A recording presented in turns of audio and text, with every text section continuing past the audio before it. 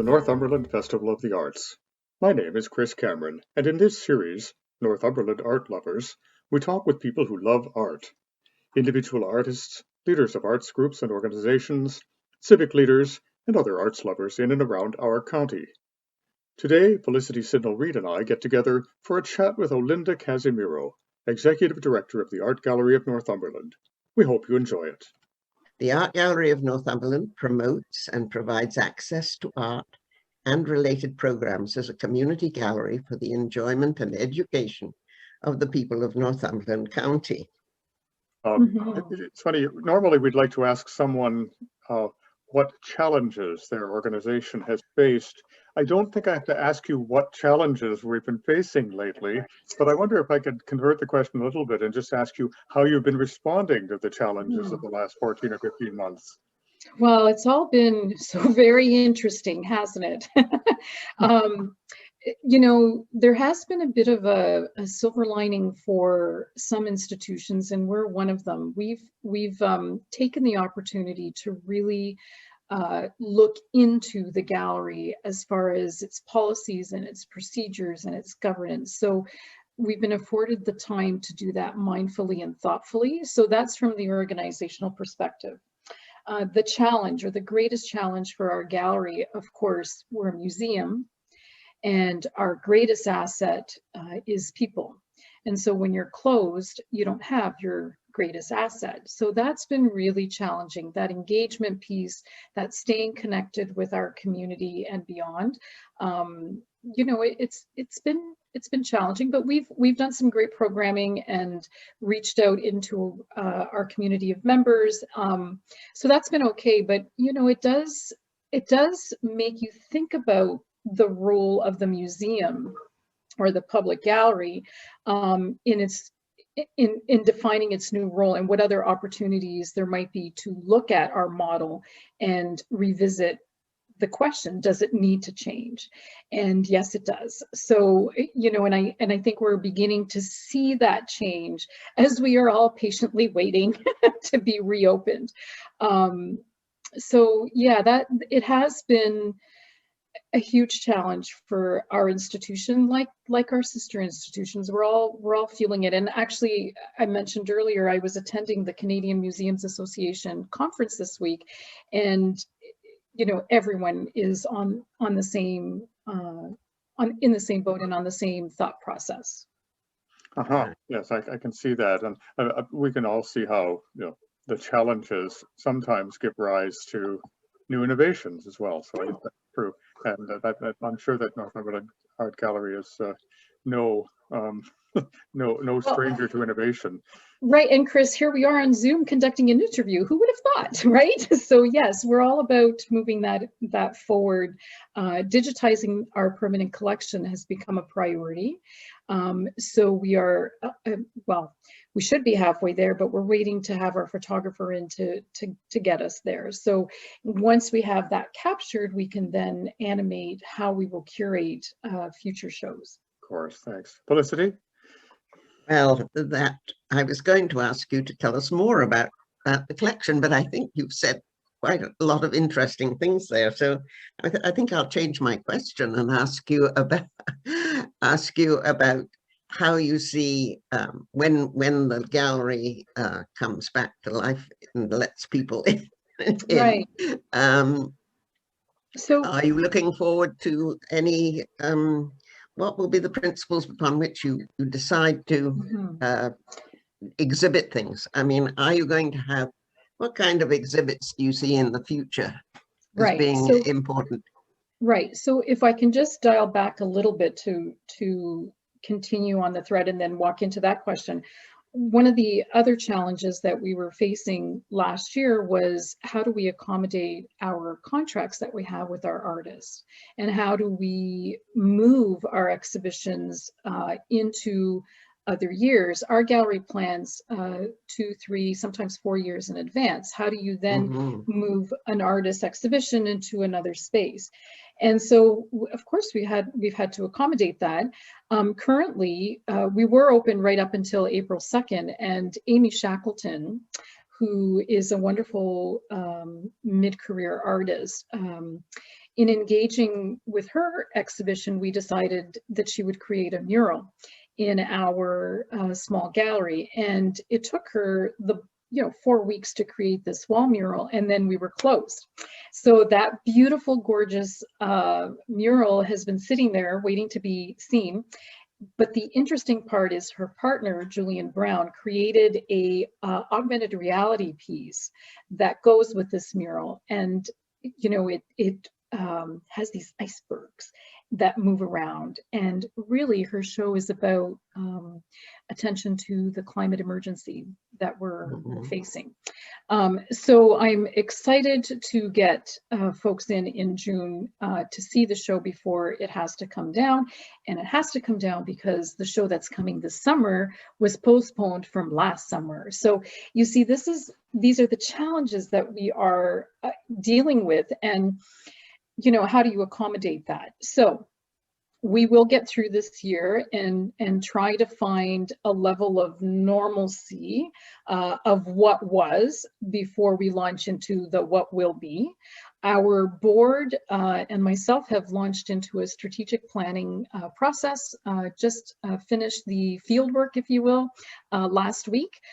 So your question is timely because that was one of the questions that was really part of the conversation.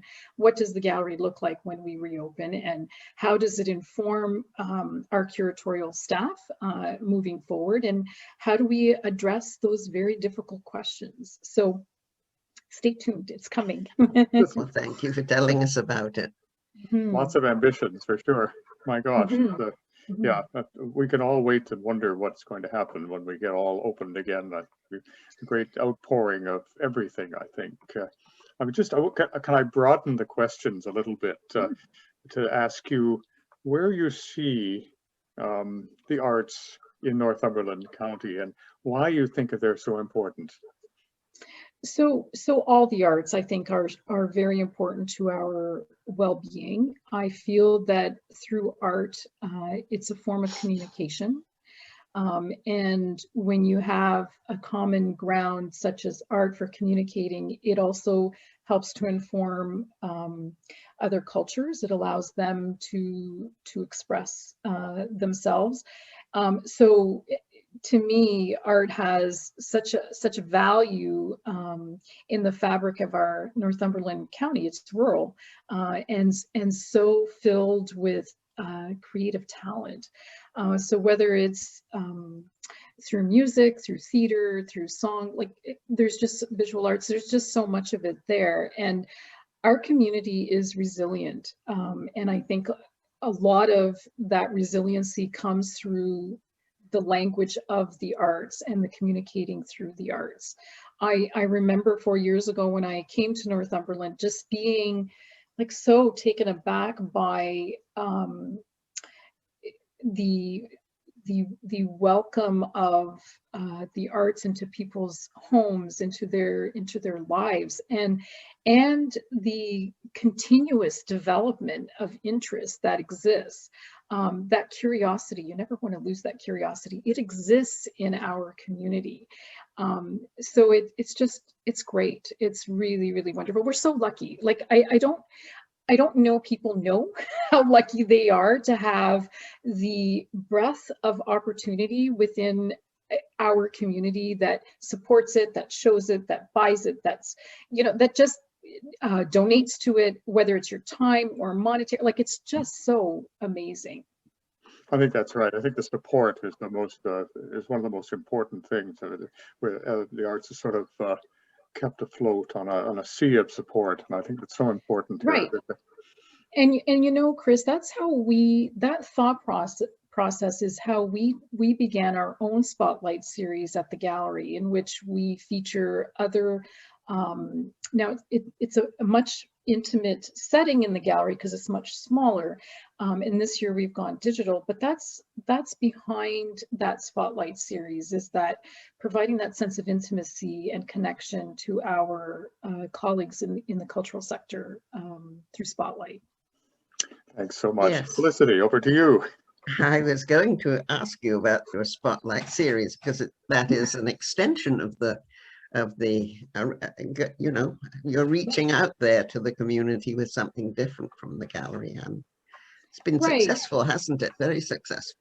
Right. So as mentioned, the initial conversation was really about a fundraising event. It is our annual signature fundraising event. We have typically in non-COVID, we have 4 events a year in which you pay a ticket, and it's quite inclusive in that inclusive. I'm not talking members only. It's open to the public, but it's very intimate. It's an intimate setting. So the dialogue with the artist or performer is just so good, and it's so rich. And those funds that are raised through Spotlight then go to feed arts programming. And initially it was primarily for children, but we've broadened that. We have partnered with Rebound in Coburg, Children's Services. So there's just opportunity there for us to engage other community partners to participate in our programs through this Spotlight fundraiser. And it's great. It's just really great. And this year we are going digital. We have 6 wonderful, 3 artists and 3 performers, and you'll have to check it out because it's coming in June, July. So we've had to move the dates, but Elizabeth Palermo, who is our program coordinator, has championed this project, and it's been so well received. We're super excited to launch it next month. Absolutely. Right.